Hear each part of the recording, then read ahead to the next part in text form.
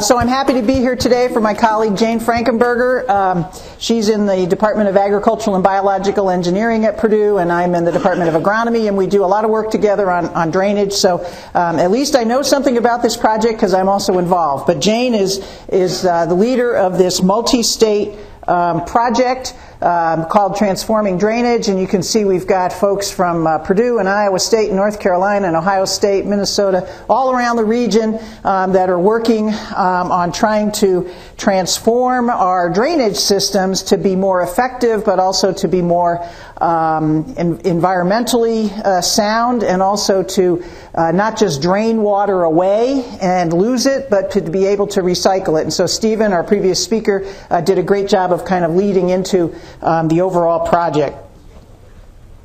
So, as you all know, excess water is a very common problem in the Midwest region and the Great Lakes region, and we certainly don't like to see this kind of thing in our agricultural fields where our crops are drowning out because we've got too much water. So subsurface tile drainage has been installed over extensive areas in the Midwest as one of the main management practices that we use to get rid of some of that excess water. Our drainage infrastructure in general is very extensive throughout the Midwest. It's quite efficient, and it removes water all year long when the water table is above the drain. So, and as you know, we have both subsurface tile drainage and surface drainage, and often they work together in our different field systems.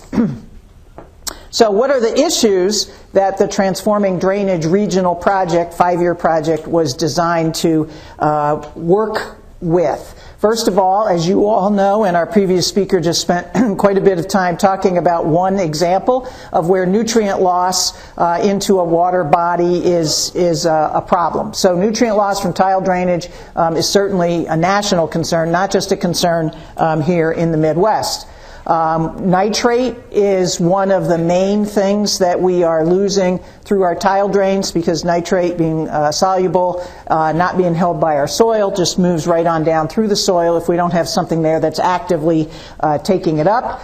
And recent research has also shown that we also lose some phosphorus through tile drains, which we didn't think before, but it's still a small amount, but nonetheless we have some issues with that as well. So nutrient loss is a concern with tile drainage, and Lake Erie, the previous speaker was just talking about Grand Lake St. Mary's, but you're all very familiar also with Lake Erie and the toxic algal blooms.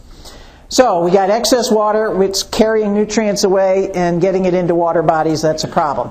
On the other hand, most summers, even though we have excess water in April and May and sometimes June, by July or August we don't have quite enough water in most years, and we'd like to actually have a little bit of that water that we just sent down the river back again. Okay, so we often have some stress period in mid to late summer where we don't have enough water.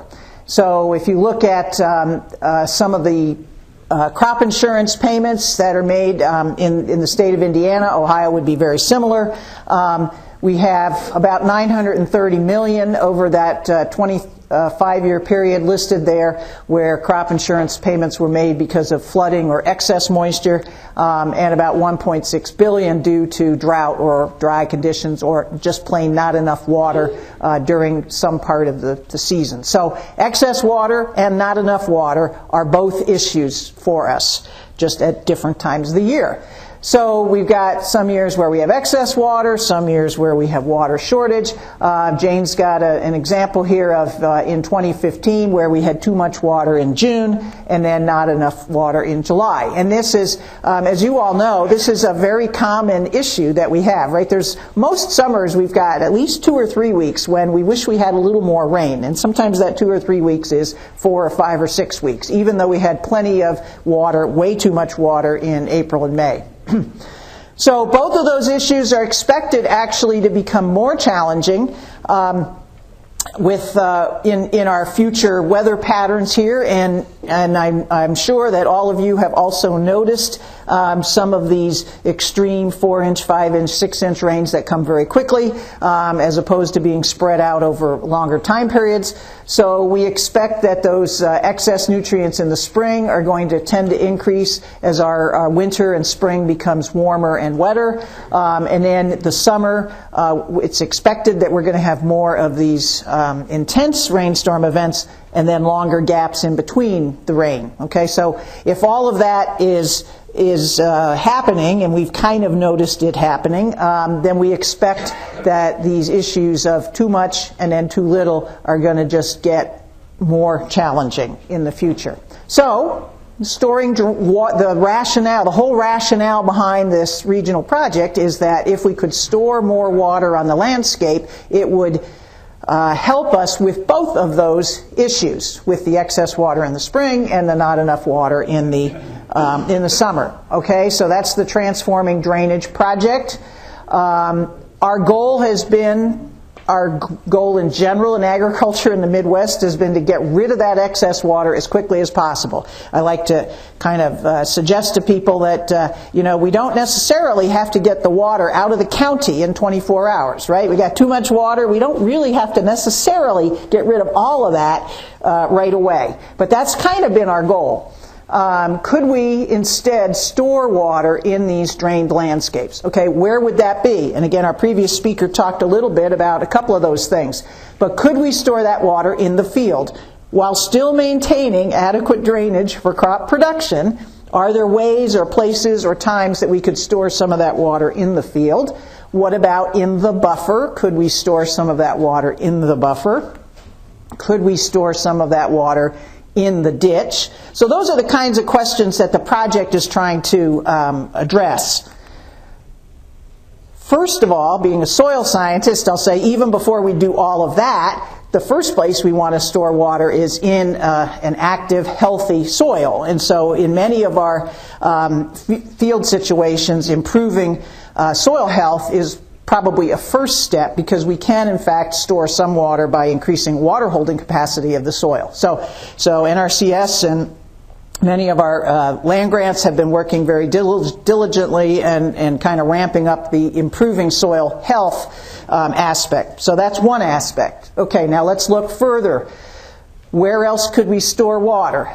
So one of the techniques that's being used, and Ohio has actually done quite a bit of work with two-stage ditches, where you essentially make the ditch wider, but then you have two portions of the ditch. You have this narrow inset channel when you have low flow, and then when you have high flow, these benches have been created, basically mini floodplains that will slow the water down, allow it to spread out, slow it down, and allow for more sediment to fall out, but basically also allow for more storage of that water in that ditch. So that's one possibility. Storing water in buffers, our previous speaker mentioned this, the saturated buffer. The saturated buffer is taking some of the water that would be flowing out the tile directly into the ditch, installing a control structure, and basically diverting some of that water into the buffer area so that it flows through the soil on its way to the ditch. That slows it down. You have this buffer area is wetter, maybe not quite saturated, but wetter. It allows for nutrient uptake and so on. This may or may not be widely applicable in parts of Ohio and Indiana because of our pretty flat topography where we have drainage. It's been used where it's really been taken off is in Iowa, where sometimes the fields that are drained have quite a bit of fall before they actually get to the ditch. But again, it's another possibility that will fit in certain topographies, even here in Ohio and Indiana. I think these are Jane's slides, and I haven't quite remembered all the animation. Okay, so this tells you everything that I just told you. You've got your water that's being held back and being distributed into the saturated buffer. Okay, controlled drainage or drainage water management. And again, Ohio has a lot of areas that are very well suited to this, as well as portions of Indiana, where you put a control box in the main drain shortly before it gets to the ditch. And when you don't need drainage, like after harvest, unless maybe you're growing a cover crop, then you might modify your management a little bit. You put in the stop logs, and the water that's in the tile has to go up and over the stop logs before it flows out, which basically means that the water table in the field has to be high enough to get over those stop logs. So you're basically holding water back. Some of that water, the whole idea is that some of that water will seep away naturally the way it did before we had a tile drain there, and in that process less water is coming out the pipe, less nitrate's coming out the pipe, and some of that nitrate gets denitrified. Then when you start contemplating doing field work in the spring, you remove those stop logs, and basically your tiles drain out just like they've done as soon as you installed them. And then after planting and after spring type field work, then you might put a couple stop logs back in so that when you get those big rainstorm events, you don't drain necessarily to a 3-foot depth, but maybe to a 2-foot depth. One of the challenges with this technology is right now we still don't have real good recommendations of exactly how many boards and how high you ought to keep that. Obviously, you all know that you don't want your roots really suffering because of the soil being too wet. That's why you put drainage in the first place. But maybe having one board in there that keeps that water table at 2.5 feet instead of 3 feet could possibly be helpful. But anyway, this is one area where you might also be able to store some water for use a little bit later in the season. This is different than sub-irrigation. This is just saying we're not going to let the water leave until the water table is high enough to go over those boards. Jane made a nice little animation here of how this works, where the water table goes up and comes over the boards and out the tile drain. And again, basically what we're not as certain about as far as what recommendations we would make is just exactly how high would you put that and when would you do that. You wouldn't want to do it too early because, of course, we want the roots to proliferate down into the soil, and you all know that if the soil's too wet, the roots won't go very deep. So when exactly would those boards go back and how high would they go back? And that's still kind of an active area for experimentation by researchers and Extension and NRCS and farmers. So, okay, controlled drainage, there's a research going on, and again there was another regional project that kind of preceded this transforming drainage project where controlled drainage was being studied, and that included here in Ohio as well as Indiana and some of our other states. So again, here's an actual control structure. This was at the Davis Purdue Agriculture Center in eastern Indiana back in 2004. So we installed this system. It was a 40-acre field split into 4 quadrants. 2 of those were controlled drainage, and 2 of those were free drainage. Okay, so a drainage system, and 2 of them we controlled, 2 of them we left free draining. We were measuring drain flow and nitrate routinely. We added phosphorus in the last couple years of the study to look at the concentrations as well as the overall flow and therefore the loads, as our previous speaker was talking about.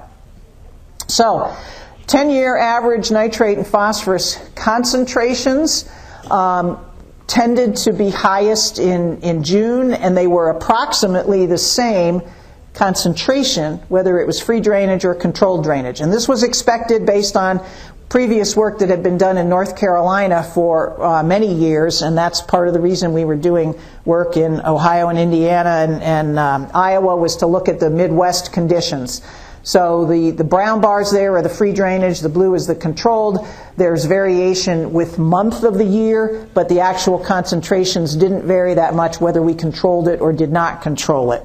And the average was about 8 milligrams per liter. This is nitrate N concentration over that time period. However, the drain flow was reduced by our controlled drainage, which was the point. So this brown line here is giving you the monthly average drain flow over this 10-year time period. And of course, you see that our drain flow is greater generally in the spring and very low to nothing in the summer.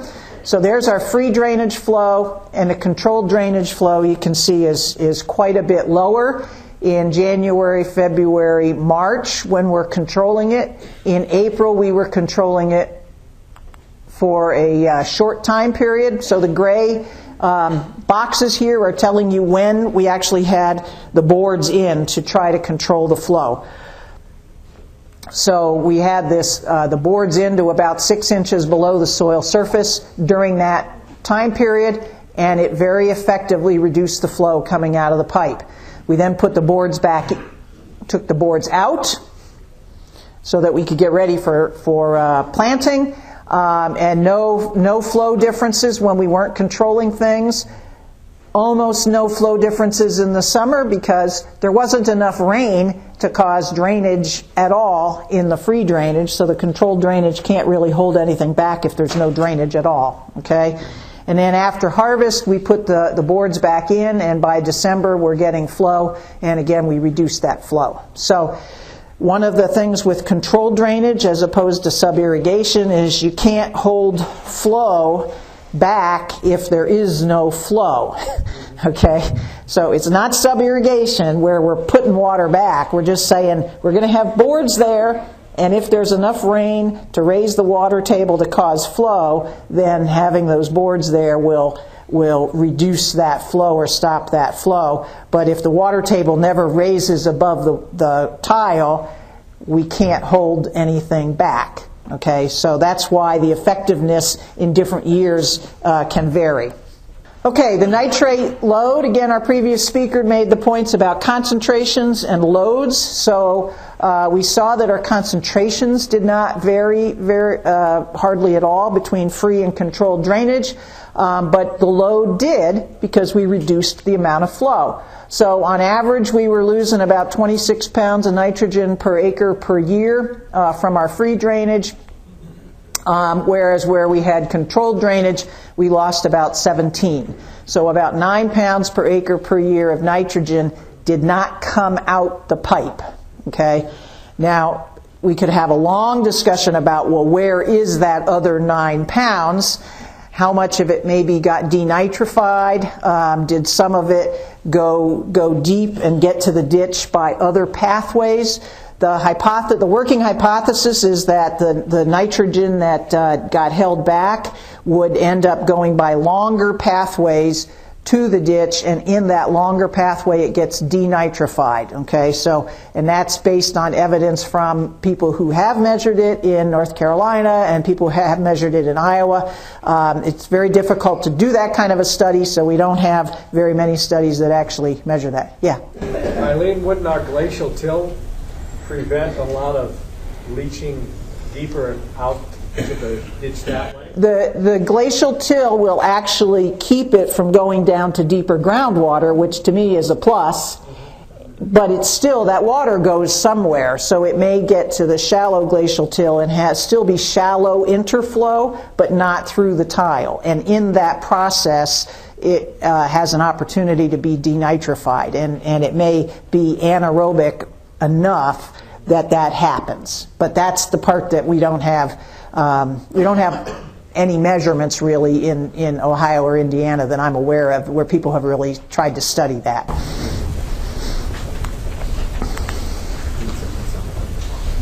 Okay, so that's a 35% nitrate load reduction, which is a pretty significant reduction. Okay, total phosphorus load was not significantly changed with controlled drainage. You can see here a couple of years where the Controlled drainage looked a little higher, and a couple years where it looked a little lower, but on average over that time period there that we were able to measure that, there was not a significant reduction in the total phosphorus load. Certainly very small phosphorus loads to begin with, very variable concentrations, so the combination of variation with the concentrations and the variation with the loads made it such that we weren't able to detect any impact on phosphorus, but definitely on nitrate. Okay, so corn yield over those 9 years showed basically, yield monitor was used on the field and processed. And when you look at the overall averages that we had over that 10-year period, the free drainage was at 157 bushels per acre, and the controlled was at 162. A lot of variation from year to year, a lot of variation within the sections of those quadrants. So there was a slight improvement in yields overall with the controlled drainage, but nothing really big, okay? So again, certainly not like a sub-irrigation type thing. Okay, so Stephen was also talking about recycling water, drainage water recycling. The idea with this is, again, we have an awful lot of drainage that we wish we had back. Okay, we got a lot of drainage happening right now. We wish we could keep a little bit of that for July or August. So the idea here is to take some of the subsurface drainage and or surface runoff, store it in some type of pond or reservoir, and put it back on the cropland. And Ohio actually did some of this work. It was called the WRSIS system, for those of you who have been around long enough, did some of this kind of work in the late 90s and early 2000s with this kind of a system where there was a wetland and a storage reservoir and then being used for irrigation. Here we're just kind of simplifying the system and saying have one storage area where you could store some of that water. Again, a little diagram of that to show how that could be done with sub-irrigation. If the drainage system is constructed appropriately, that sub-irrigation would work, but it could certainly also be done with sprinkler irrigation or any other kind of surface irrigation system, drip irrigation or whatever you're using. And the idea here is not that you would irrigate the entire area from which your drainage occurred, but that you would use that stored water to irrigate a portion of that area, whether that's high value crop or whether that's just you want to have a portion that you're irrigating, and that could be really beneficial. So what do these look like in practice? This happens to be a site in Missouri that's part of our project, where you've got a storage pond where you're holding that water and then you're using that for irrigation. Of course, there are a lot of challenges to that whole concept. First of all is, where are you going to put these ponds into the landscape? This happens to be just out on the edge of West Lafayette, Indiana, where you've got a mix of agriculture and suburban and forested areas and so on. If you're out way in the middle of an agricultural watershed, it might be a little easier to figure out where you want to put a pond, but if it's high value cropland, you may not want to take some of that area and make a pond. So certainly this is a challenge. So Jane just kind of threw out there for us to remember that, well, there's lots of places already on the landscape that we do in fact store water and have ponds of various sorts. So we've got borrow pits for road construction, we've got stormwater, whoops, not that button.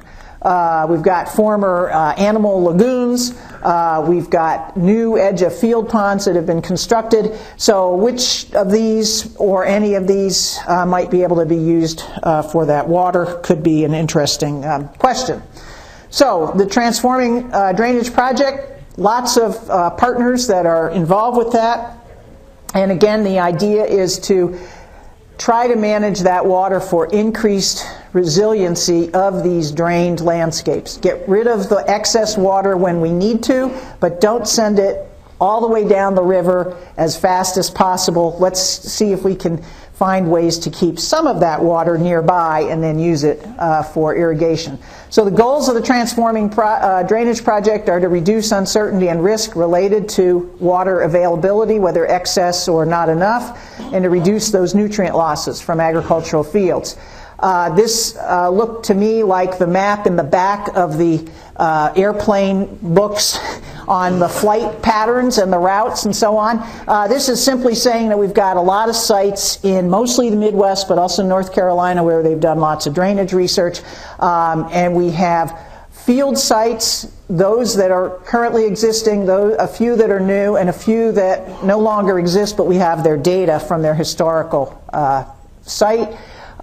We have 186 site years of data on drainage practices, so we're really trying to leverage everything that the whole group has been doing and learn from each other and figure out best ways to manage across the region. Each site has data with and without a drainage storage practice of some site, and we're going to be synthesizing across those sites to develop regional recommendations.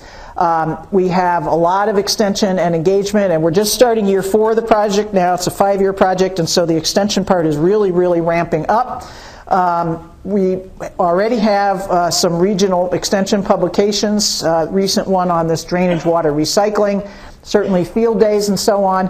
The private sector is very much involved with us, the Drainage Contractor Magazine, the Ag Drainage Management Coalition, which is a lot of drainage contractors and drainage industry, the Iowa Soybean Association, and other commodity groups. So, okay, so the vision really is to transform our drainage systems. We need the drainage, but we need to do a better job with other aspects of it and to include water storage and recycling.